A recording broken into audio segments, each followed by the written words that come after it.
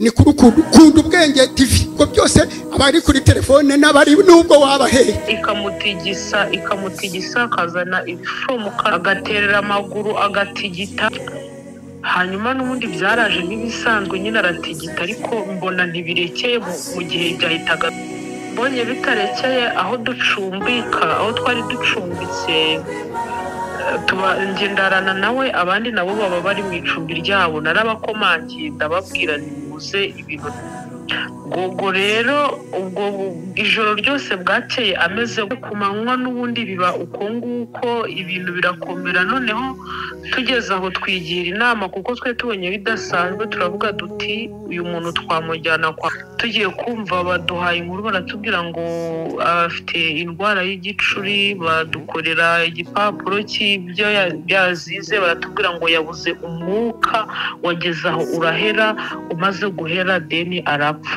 ararutse ishuri ya Yesu arukiye mu gituza cye asinziriye mu rukundo rw'Imana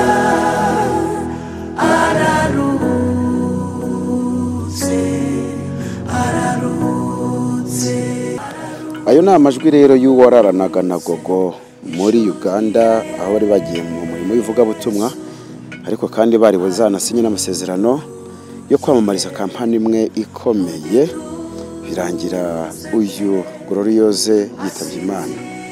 Uyu muvandimwe rero we agaragaza ko uburwayi bwa Gogo bwari bumaze igihe ariko kandi no mu bakurikiye ibiganiro bitangirwa ku mbuga zitandukanye abamanaginga Gloriose bavuze ko hari ibintu byinshi bahuranaga nabyo inyuma mu gikari inyuma y'amarido byinshi bihanganiraga barwanaga nabyo bigendanye n'uburwayi butoroshye kandi butari bumwe bw'uyu munyarwandakazi waruhagurukanye imbaraga nyinshi Imana imwamamaje mu buryo budasubirwaho mu ruhando rw'abahanzikazi b'abaririmbyi baririmba indirimbo zihimbaza Imana. Nuko rero byari bimeze uyu bararanaga nawe cyangwa se bari kumwe muri shambure imwe aho bakodeshaga cyangwa se muri hoteli bararagamo niwe bararanaga cyangwa se bari kumwe. Avuze neza ko basanze yararwaraga uburwayi bw'igicuri. Nuko nguko rero bimeze ariko kandi nta nubwo biri kuvugwaho rumwe n'abantu. Abandi bati baramurangaranye yagenze urugendo rurerure turuka mu Rwanda ugera za Entebbe niba ari Entebbe niba ari Mbarara. Abandi bati yagenze urugendo rurerure maze anakoreshwa cyane ntihabwa umwanya wo kuruhuka uhagije ngo yitabweho ahabwe ibimufasha. Bivugwa mu buryo butandukanye buryaga ibintu byose bivugwa ntabwo twajya tubyitaho kuko wagiye waba yagiye kandi ikiri imbere cyane ni ukumenya ngo ese wakora iki kugira ngo ashyingurwe, wakora iki kugira ngo ufashe abasigaye. Ibindi byo tukagabanya amagambo ariko kandi ari kuvugwa byinshi pe.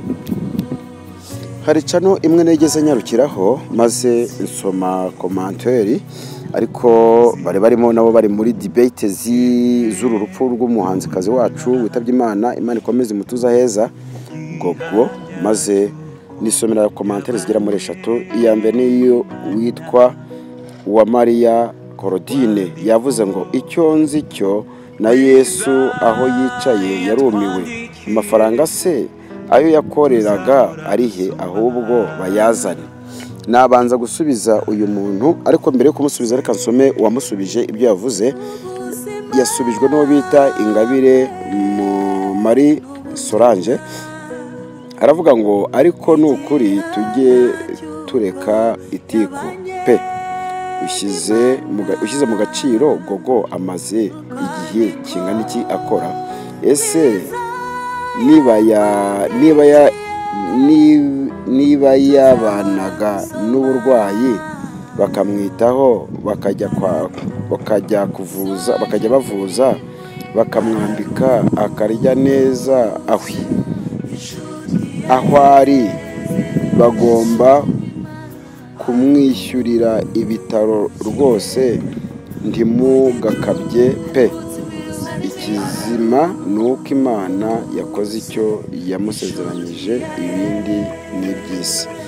Uyu Ingabire Marie Solange tumushimire nawe yari arimo asubiza uriya muntu wanditse mbere ngo ahubwo amafaranga aba managers bari bafite cyangwa se bamukuyeho bayazanye. Ibi nabyo tuba dukoze ikiganiro kugira ngo dufashanye. Ndabizi abantu bavuga ko babyumva kandi ni uburenganzira bwa buri muntu wese bwo kuvuga uko abitekereza, ariko reka tugaruke. Aba manager baravunika. Uzi kugira ngo ufate gogo umuhindura umuhanzikazi, umuzamure agere ku rwego ajya ku mastage na ba miss batapfa kujyaho. Ibi ngibi nimbivuga ntagire uncisha mu ijisho, ndavuga imirimo ikomeye aba manager bakora, twebwe tugatekereza ko bari gucuruza abo bamanaginga. Ndakurahiye hari n'igihe bikoramo, kuko kugira ngo ugeze umuntu ku rwego gogo yaragezeho ku mastage yajyagaho bamwakire nk'umushyitsi mukuru w'imena. Ibyo bintu biba byashyizwemo imbaraga z'amafaranga n'abamanager, twe kujya dukabya natwe. Uyu rero Ingabire Marie Solange yagize neza gusubiza uyu wa Maria Claudine. Ntabwo twajya tubibonera ibintu byose mu nyungu z'abari kubyirukanka inyuma. Wabwirwa n'iki se niba atari ishyaka? Ndabizi utunga umuntu kamera ukamutunga mikoro atagiye kuncuruza. Abantu baba content creators, abanyamakuru buriya bakorera kuri YouTube buriya babona n'inkoni nyinshi z'agahato, kuko dukora umurimo ukomeye cyane. N'umuntu ugeze kuri channel yawe bwa mbere azaje kugucyurira kuri gucuruza. N'umuntu utazi nuko babireba utanazi nabo babifungurira nawe azaje kuvuga ngo bari gucuruza. Yewe ntabwo biba byoroshye, tujye twubahana, ariko kandi tunamenye imirimo bene data bakorera kuri izi mbuga. Reka nsome indi komanteri undi muntu yandikiye kuri uru rubuga. Undi nawe yanditse aravuga ati ariko mbona mufata ribu nuwo bita Uwimana Marie, ariko mbona mufata ribu nk'imburamukoro koko, akabaye akavuzwe kose ngo nibyinjiremo. Oya ntimugakabye pe. Uyu nawe Uwimana Marie ndamushimiye. Ribu yo mu gihugu cyacu cy'u Rwanda twese turabakiriya bayo. Umuntu wese uhamagarira undi ribu, umuntu wese hakoma gataka avuga ngo ribu gutware, uko agakomye gatoya niba yumvisha ikintu atashakaga kumva bigendanye n'ubwenge bwe cyangwa n'ikigero cy'imitekerereze ye, ati ribu zigutware. Abo bantu nibasigeho. Ribu ni urwego rwiyubashye kandi rukurikirana ibibazo byananiranye. Ntabwo abantu binaniwe bazajya bajya kurushya ribu, ntabwo abantu batekereza amacuri bajya bajya kurushya ribu.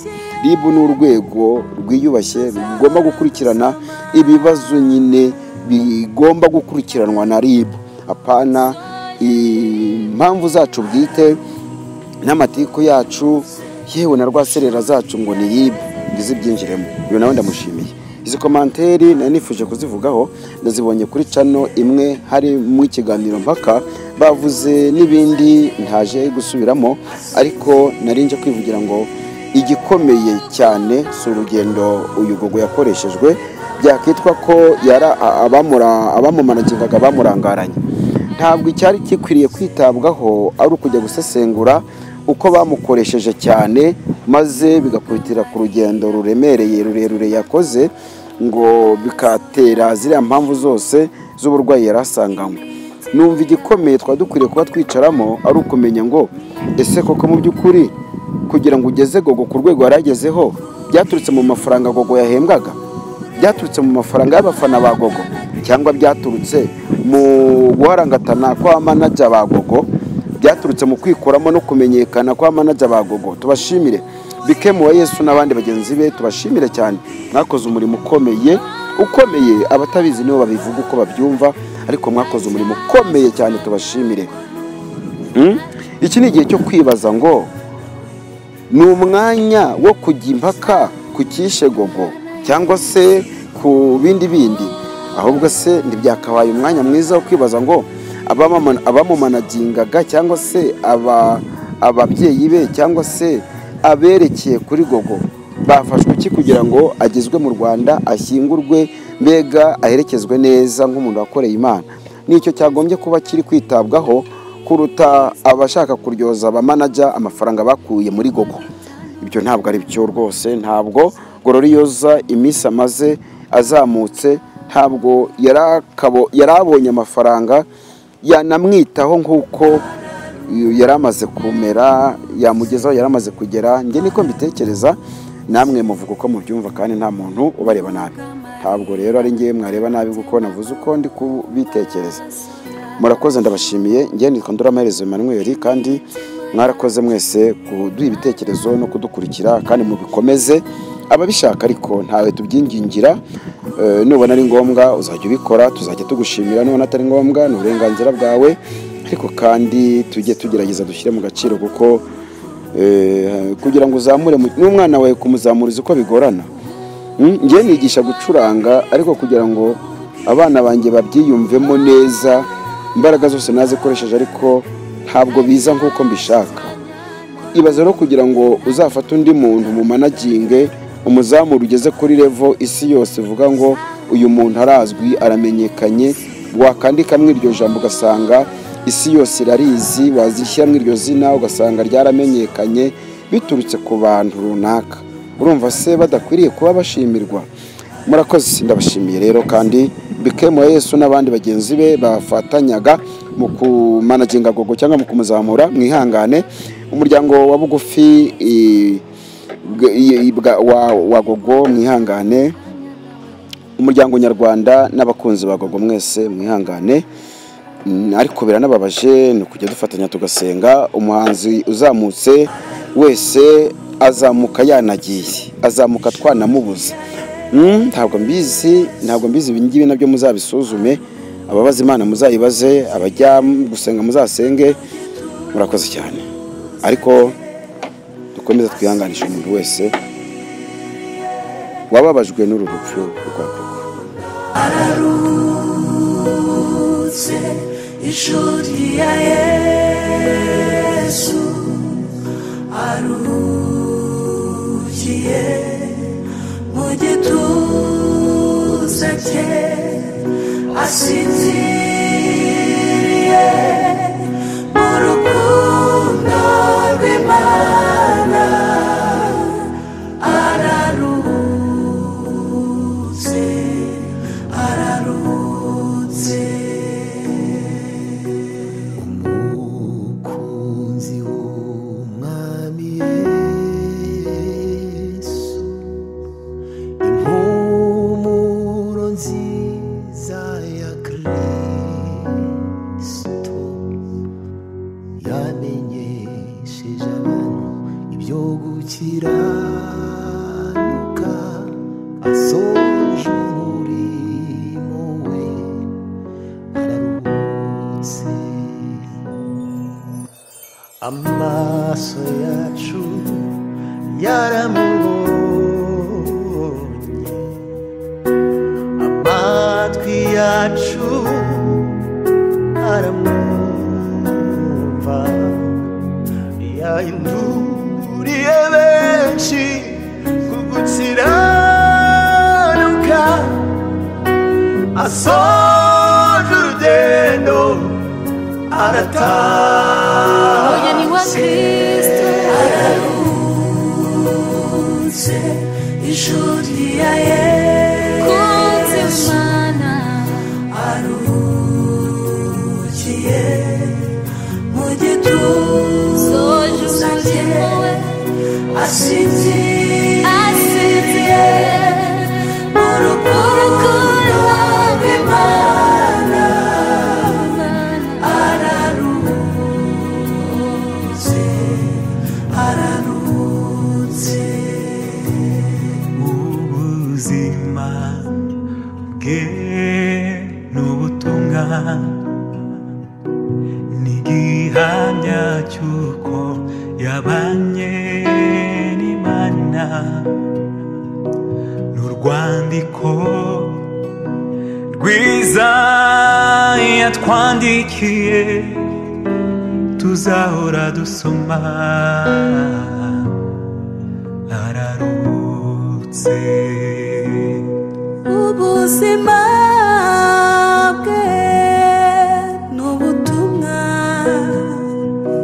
n'igihamya cy'uko yabanye n'Imana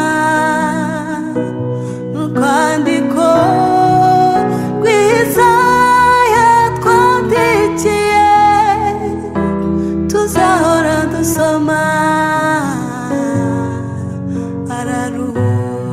Soje imirimo ye ararutse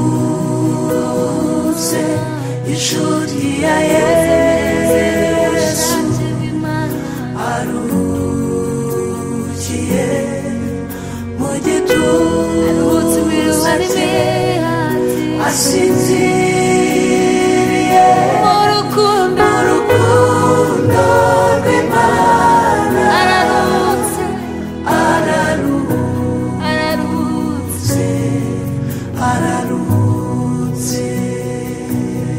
nubwo amarira atemba ku maso yacu imitima yacu irimbana n'ijuru kubw'ihumure duhabwa na Kristo ko n'urupfu rutadutanya nawe araruhumurizwa na Kristo